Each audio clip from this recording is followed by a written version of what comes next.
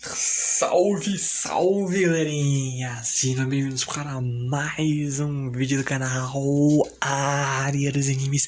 E caramba, vamos continuar com mais um review da segunda temporada de Oshinoko, o oitavo episódio. Que caramba! Tá louco! Que episódio colossal! Começa ali até bem, né? Tipo, não empolga tanto no início e tudo mais, só que vai escalando num nível absurdo e o final. Que final de episódio incrível! Mas antes da gente começar a comentar sobre tudo isso e muito mais, eu espero, é claro, imensamente que vocês gostem desse vídeo, que justamente por isso deixem um like e se inscrevam no canal e, claro, também ativem o sininho das notificações para receberem todos os vídeos aqui do canal. Eu então agradeço imensamente o apoio de todos vocês, muito muito obrigado por tudo mesmo. E então, sem mais delongas, vambora para o vídeo. Bom, a gente basicamente começa esse oitavo episódio vendo ali a luta do Melt, que continua até bem interessante e muito bem animada.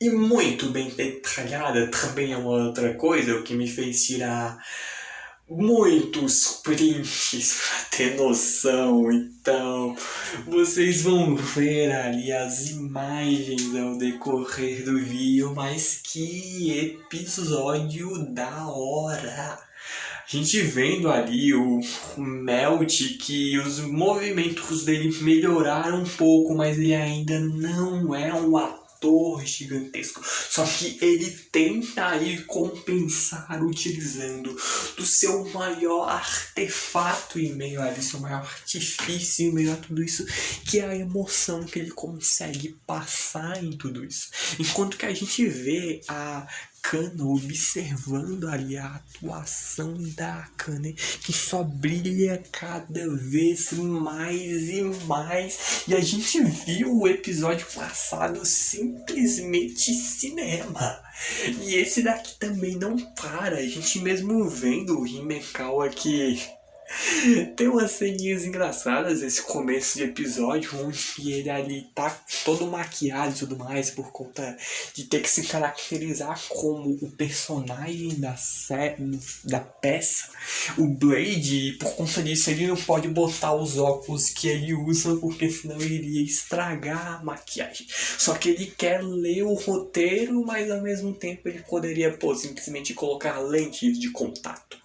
Mas não. E eu entendo muito bem ele, porque eu uso óculos e lentes de contato me parecem ser um tanto quanto dolorosas de se colocarem, mas a gente vendo que ele não tá enxergando tão bem, não é só agora, porque ele não usa lentes de contato em momento algum, ou seja, a peça inteira. A visão dele tá absurdamente limitada e ele age como se não fosse nenhum problema. Ele vê o que mais é importante em todo o palco e ele mesmo observa que também não é como se todas as pessoas que estão aí na plateia pudessem ver tudo. Quem tá, por exemplo, lá no fundo não consegue ver tudo com os mais nítidos detalhes. E ele mesmo ali não incorpora coisas que o público não pode ver na sua atuação. Então é melhor que ele não veja as expressões dos atores. Onde ele que atua desse jeito é algo até bem interessante, porque ele vai lendo o roteiro e tudo mais e percebe que a Akane nesse ritmo ela vai devorar completamente eles em meio a toda essa pesca, e ele não quer isso. Ele é o astro principal da Lalala e com seu próprio egoísmo, a ambição, tudo que eu falei no episódio passado, ele tem um amor absurdo pela atuação e ele não quer ficar para trás. E é justamente por isso que ele acaba vindo com a sua livre liberdade de improvisar um pouco, criar ali algumas cenas improvisadas justamente para trazer mais impacto. E ele conta claramente com a Kana para tudo isso, que acaba que sendo um dos maiores destaques desse episódio, fora também o Aqua e Himekawa, que começam ali a travar a sua luta durante a peça e tal, é algo que é até interessante, porque o próprio Aqua percebe o Blade e o Himekawa são quase que a mesma pessoa em quesito de personalidade. O Himekawa é aquele cara, por mais que ele aparente, a aparência dele quando você olha, ele é alguém meio sombrio, meio na dele, introvertido e tudo mais, mas ele é alguém que quando ele tá atuando, ele se joga de cabeça, ele faz tudo o que ele faz por pura paixão à atuação. Ele ama atuar e ele quer que todo mundo ao redor dele sinta essa mesma emoção, onde o próprio Aqua, observando o que é uma atuação emocional, a gente vendo ali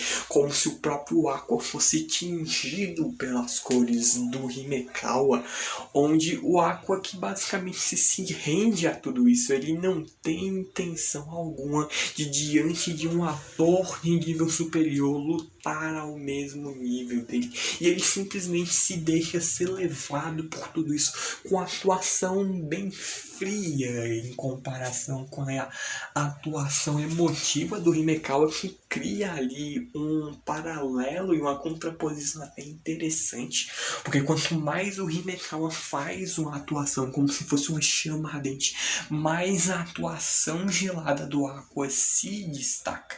Só que óbvio que isso tem o seu lado bom, porque meio que os dois estão num personagem bem parecido com as suas próprias personalidades, só que ao mesmo tempo não tem graça ver uma luta onde um lado tá mega motivado e o outro parece não ter emoção nenhuma, de certa forma. Pro público, de fato, o Aqua não tá em nenhum tipo de emoção, é uma frieza completa a tudo isso. O próprio Himekawa pensa consigo mesmo que o Aqua não tem graça, querendo que ele venha e aproveite tudo isso, que eles se juntem ali em toda essa festa, que basicamente vira, e a gente vê até a cena improvisada, basicamente, que vem ali, chega a própria Akane e percebe que toda essa luta que está acontecendo não iria ser exatamente assim.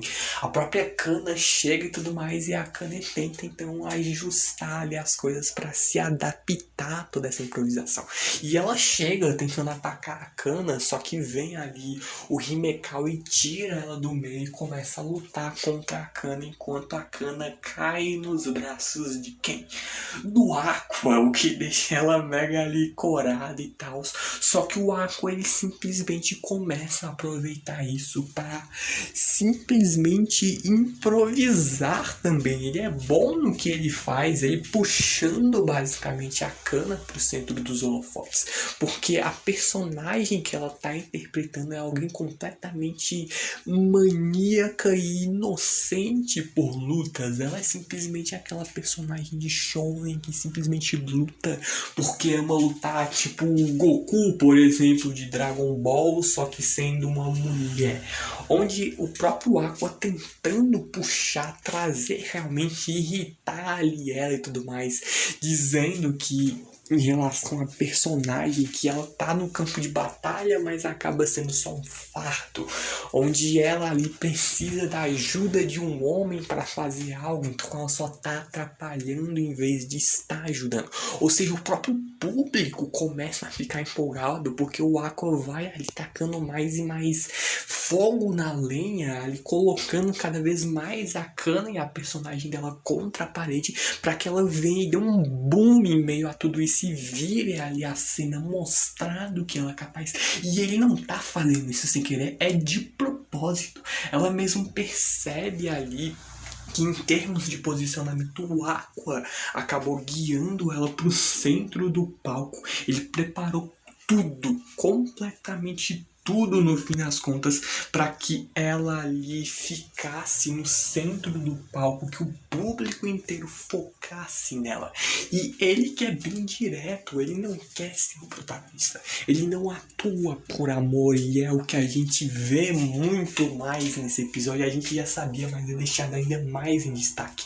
Ele pede para que a Kana confia e as funções secundárias, ele acompanha qualquer improviso que vier a aparecer, porque a única coisa que a Kana deve fazer nesse momento é simplesmente fazer a atuação que ela sempre quis fazer, onde a gente começa a ver ali um pouco da história da Kana, que como de costume em Yoshinoko a gente tem umas quebras muito sinistras, porque começa e tal, você vai ficando empolgado, aí do nada vem um flashback da Kana que é um tanto quanto triste, eu confesso, de fato, tem um tom um pouco meio sombrio até, e é um contraste muito bom em Yoshinoko, onde a gente vendo ali a mãe da Kana, aparentemente ela queria se tornar uma artista, mas acabou não conseguindo, e justamente por isso que ela jogou o seu sonho na filha e de certa forma forçou ela a ser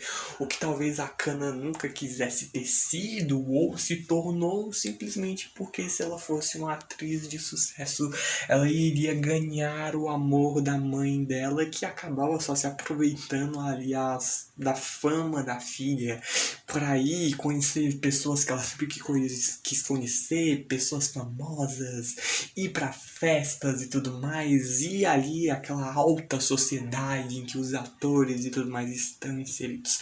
E ela que simplesmente atuou como ela quis, sem pensar muito, todo mundo sempre elogiou ela como uma atriz mirim genial, e para ela nada disso importava, contanto que ela fizesse o necessário para fazer ali a sua mãe feliz, isso era o suficiente. A mãe dela estava sorrindo e para ela isso simplesmente já era o suficiente. A própria Kana diz claramente que esses foram os melhores momentos da sua vida, só que é justamente em meio a tudo isso que a mãe dela era ali a pessoa mais sensível em relação à popularidade da Kana. Quando a Kana ali começou a perder a popularidade dela por conta da personalidade dela um tanto quanto complicada, já que digamos que ela nunca teve uma educação adequada ali dos pais e tudo mais, porque a família dela é um tanto quanto caótica até.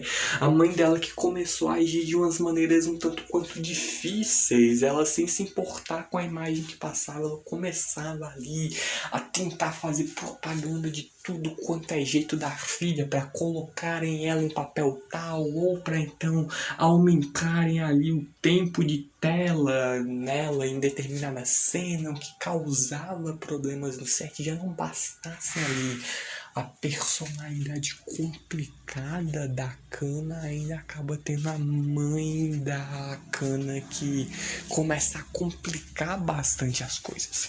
E a Kana, enquanto isso, ela simplesmente começou a sofrer junto da sua própria mãe, que quando viu que a carreira da filha estava indo por água abaixo, o sonho que ela queria um dia ter realizado e acabou impondo contra a sua filha não iria dar certo, ela começou a descontar na própria filha um pouco dessa dor e dessa raiva. E pra piorar ainda por cima, a gente vê ali que ela foi traída pelo marido, que acabou abandonando ela por conta de que depois de todo esse caos e tudo mais, a fama ali da Kana veio diminuindo consideravelmente e tudo mais. Ela basicamente pirou. A gente vê ali uma cena da casa da Kana completamente caótica, tudo bagunçado, lixo, roupa espalhada pra tudo quanto é lado. Então a Kana teve ali uma infância bem sofrida e ela atua ali dessa forma que ela atua, não querendo brilhar, simplesmente fazendo o necessário. Justamente por isso, ela atuava para fazer o necessário para que a sua mãe olhasse para ela, para que simplesmente ela fazia o necessário para agradar os outros. Se ela fosse contra isso, ela iria ao ver dela estragar tudo e ela não queria isso.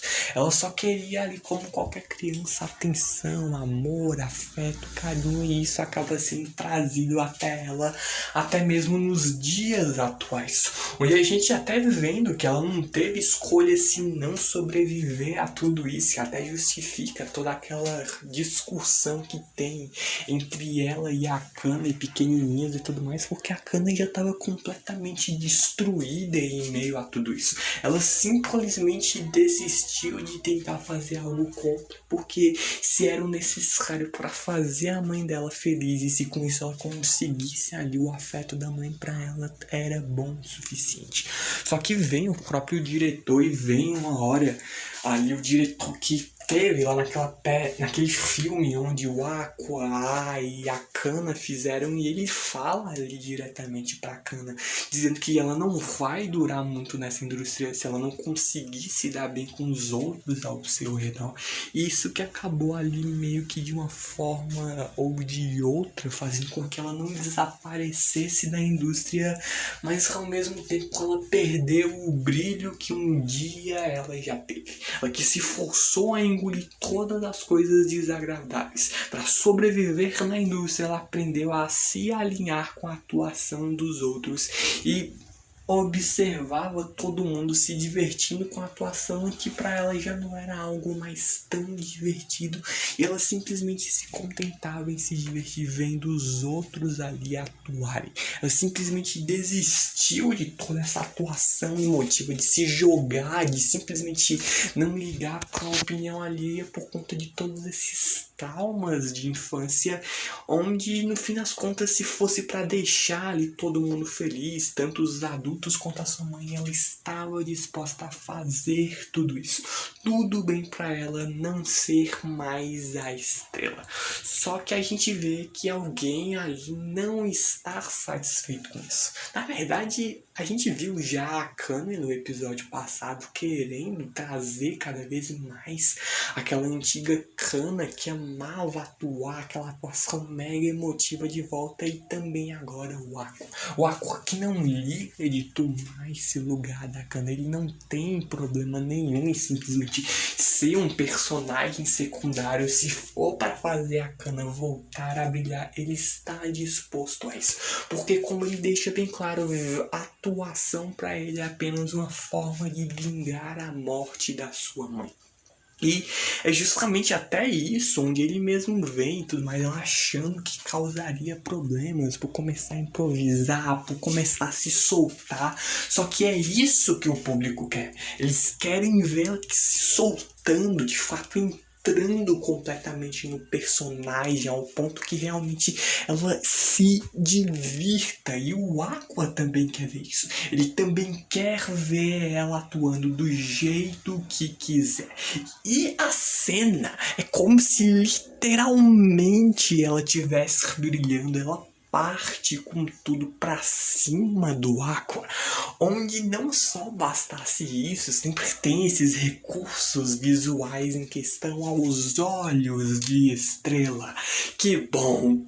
A Kana também consegue, em meio a tudo isso, ela partindo pra cima do Aqua pra lutarem.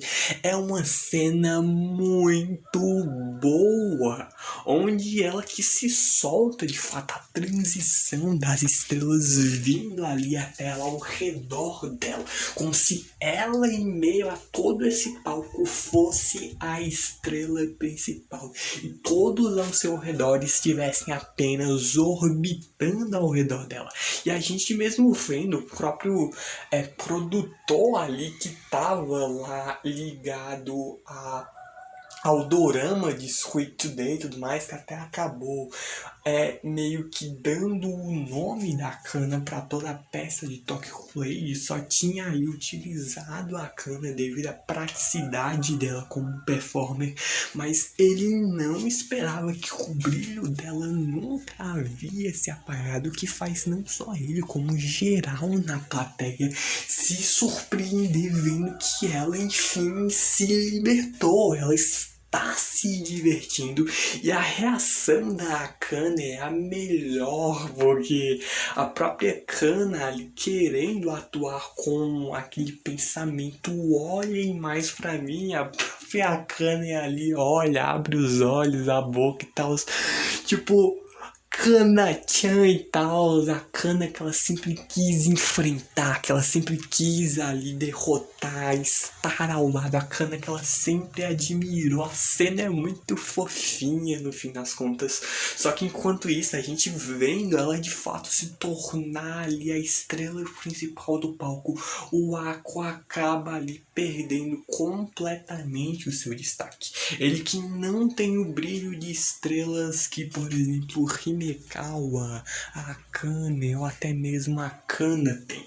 Onde que a gente vê ali continuando o Aqua que basicamente meio que aos poucos desistindo em meio a tudo isso, o personagem dele aos poucos vai se apagando quando chega a cena onde basicamente o Blade, né, o Himekawa pula pra cima do Touki, que é o personagem feito pelo Aqua, só que ali a Akane como princesa Saia se mete no meio e recebe ela uma espadada contra o seu peito e em meio a isso acaba aqui morrendo, onde até é interessante porque deixa bem claro até o próprio desejo da Akane. Como eu disse, os personagens, os atores são idênticos na personalidade de certa forma, porque lá no fundo a Akane queria vencer ali, ela queria ganhar da Kana.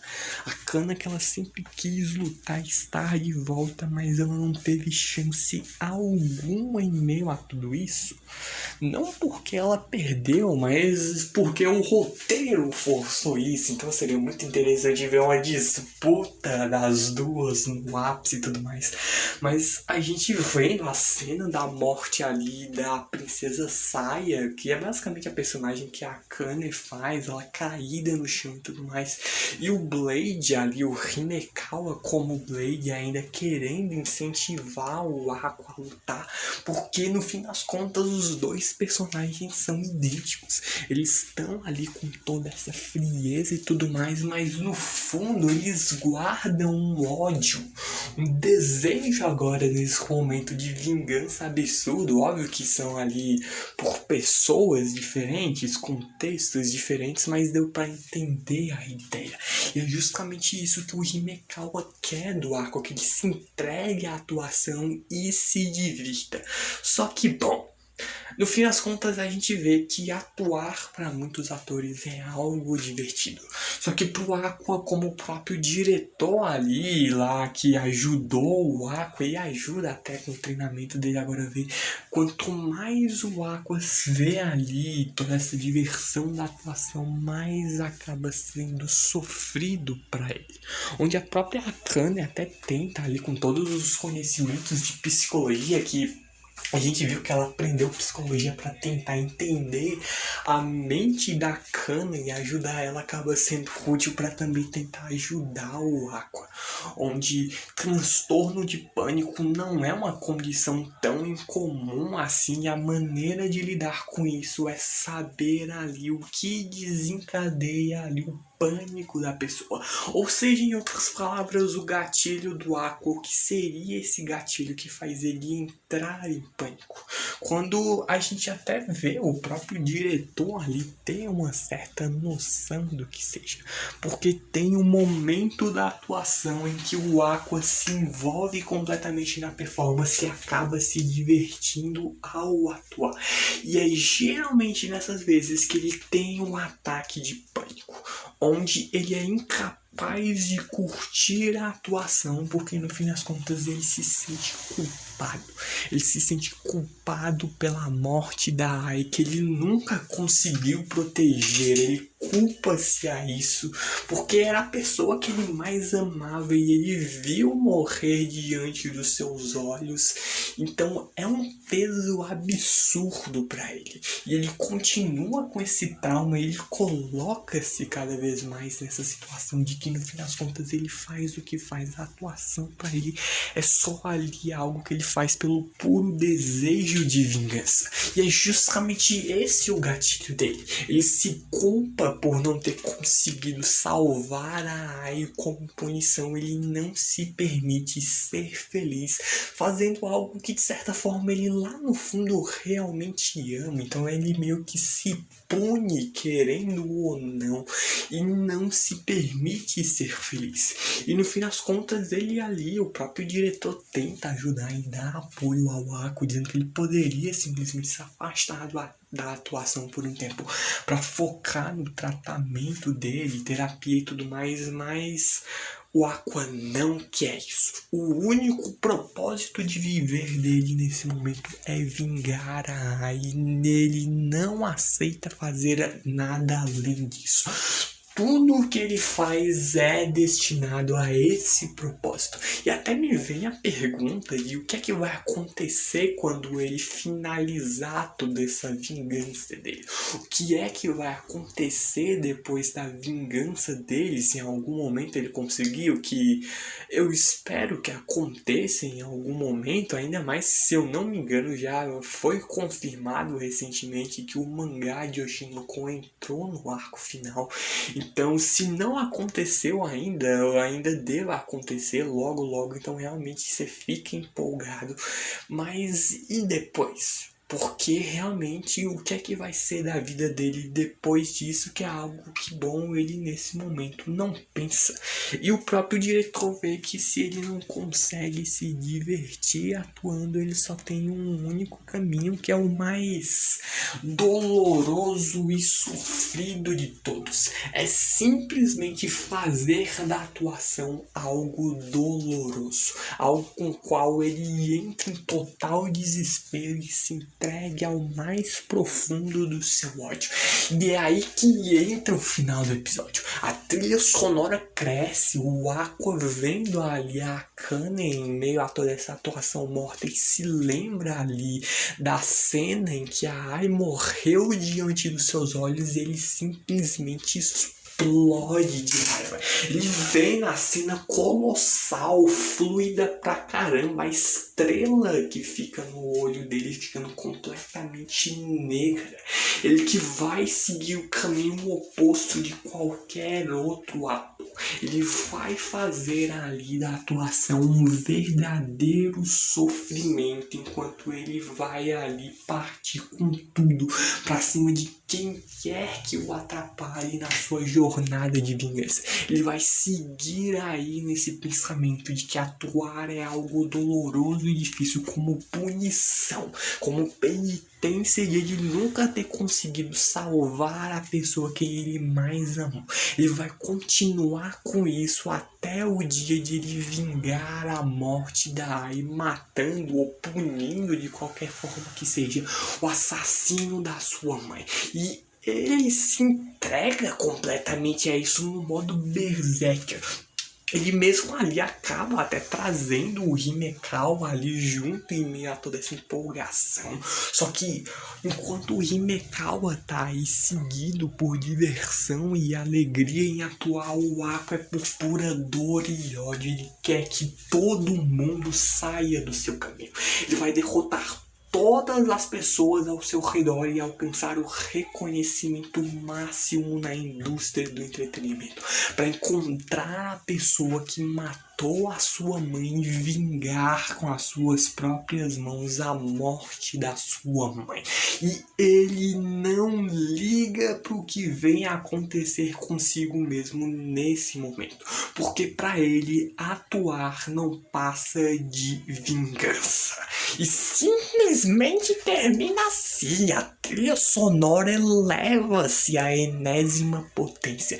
Ele parte pra cima do Himekawa e ainda mete uma mordida no pescoço do cara. Então, meu Deus, por que acabastes assim? Eu quero mais. De novo, eu acho que é o terceiro ou quarto episódio seguido aqui que eu termino com essa mesma mensagem de que, caramba, eu quero mais. Mas a gente vai ter que esperar, infelizmente, pro próximo episódio.